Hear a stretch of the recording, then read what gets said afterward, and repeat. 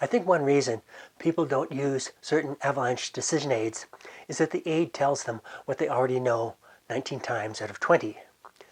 This video outlines that issue, as well as some general advantages and disadvantages of avalanche decision aids. The advantages and disadvantages are general enough that I hope both backcountry recreationists and avalanche practitioners find something useful in this video.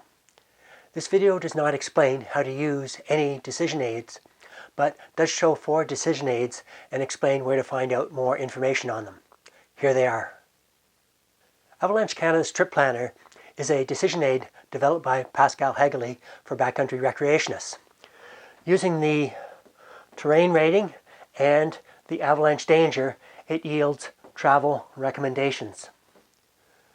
The Trip Planner is online at avalanche.ca. This is the Evaluator, also developed by Pascal Hegeley. It helps people evaluate slopes. In Canada, AST courses teach backcountry recreationists how to use the Evaluator. It uses the terrain characteristics and the score of avalanche conditions to yield a travel recommendation. This is the Yellow Flags checklist for snow profiles. It assigns yellow flags to certain layers based on their properties and to certain layer boundaries based on their properties. When the total number of flags is 5 or 6 anywhere in the profile, human-triggered avalanches are considered likely where snowpack conditions are similar to the profile site. As part of his PhD with ASARC, Mike Conlon developed a decision aid to support avalanche practitioners forecasting for deep slab avalanches. It has 4 questions about the snowpack, 6 questions about the weather, and 1 question about recent avalanches. Based on the number of yes answers, this decision aid yields a score and a likelihood of deep slab avalanches. This is a free spreadsheet available at the ASARC website. That was 4 examples of decision aids. These produce an output such as extra caution or triggering likely. In contrast to a decision aid, a risk management or decision framework provides a structured process for decisions but does not yield an output. Some people may prefer decision frameworks because these frameworks promote a deliberate, thoughtful consideration of various inputs or factors without yielding an output. Okay, now back to decision aids. Now let's look at some general disadvantages of decision aids. Making a decision aid that is overly conservative is easy. For example, don't go into avalanche terrain when the danger is considerable or higher. There, I just made a decision aid. Maybe I should give it a catchy name. But it is too conservative because it does not consider different levels of terrain severity.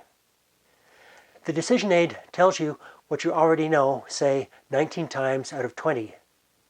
This undermines people's interest in the particular decision aid. Using a decision aid disrupts the familiar, comfortable decision process.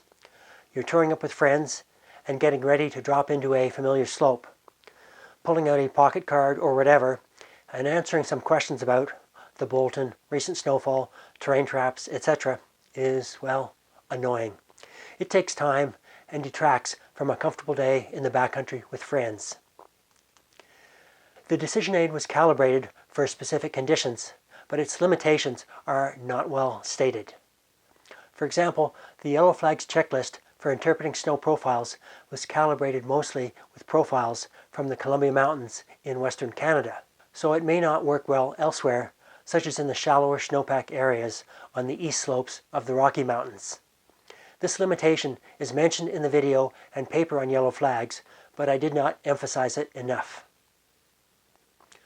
Now let's look at some general advantages of decision aids. Because a decision aid gives us an output or answer, it can pick up on risky situations that we might have missed. For example, there are many risky situations in which we didn't trigger an avalanche because, well, maybe we missed the trigger points while riding down the slope. That's called luck. Positive feedback from these uneventful situations can make us progressively bolder and bolder until our luck runs out. So the decision aid can be like a little voice saying, "Hey, are you sure?"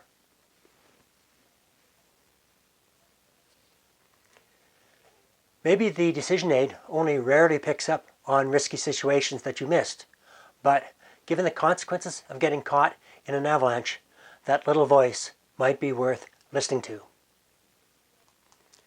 Decision aids can help people learn, partly by focusing on a limited number of important factors that can be discussed with others in your group.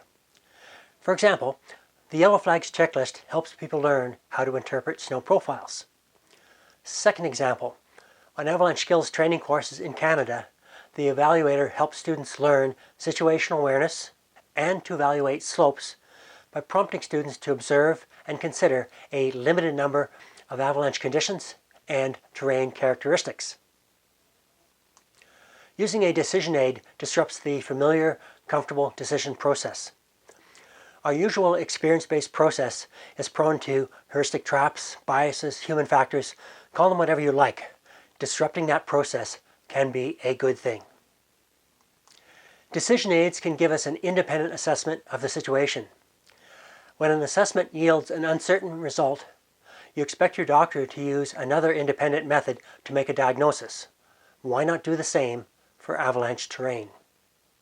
Here are two ways that a decision aid can provide an independent assessment and hence reduce the uncertainty in our decisions. First, consider the conceptual scale of risk in our day of backcountry recreation or avalanche work on the left side of the screen. It goes from low risk to high risk. Within that scale, Dave McClung identified an operational risk band, or ORB, within which we want to operate or travel in avalanche terrain. On a given day and situation, if we're operating above the band, then the risk is unacceptably high. If we're operating below that band, then we're likely not achieving our objectives for the use of avalanche terrain. For example, if we avoid riding on a slope that, in hindsight, was low risk. Now let's suppose that in today's situation, our experience-based assessment puts us within the operational risk band, and the decision aid yields a similar result. Because the decision aid is an independent method and it agrees with our experience-based assessment, our uncertainty has decreased and we can be more confident about the decision. Now suppose our experience-based assessment is within the operational risk band, but the decision aid indicates the risk is too high. We could accept the result from the decision aid and avoid the slope or close the terrain, or we could pause, gather more targeted information, and reassess. This includes considering the limitations of the decision aid. Either way, we have reduced our uncertainty through the use of a decision aid, which is an independent method. For a change, I won't bore you with a summary of bullet points. This video is so short, you can rewatch it. Thanks to Joe Obad for highlighting the importance of disrupting a comfortable decision process. Thanks also to the co-authors of this video, Pascal Hageley and Mike Conlon. I welcome your comments on this video.